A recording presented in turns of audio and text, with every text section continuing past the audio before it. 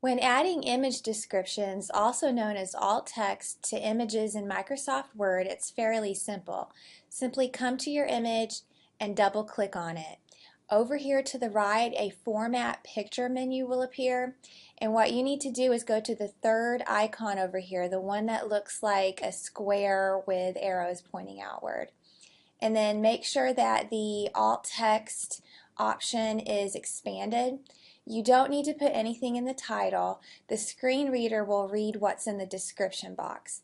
And here you can see black and white kitten crouching playfully behind a pillow.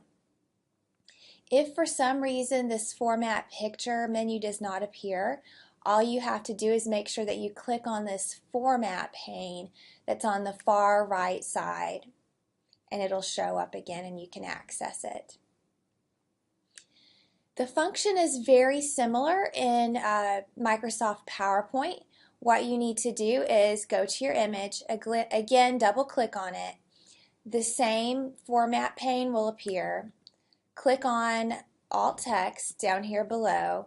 Again, you don't need to put anything in the title, but down here in description, what you need to do is to type in your alternate description. So what you can do here is say light bulb indicating a good idea.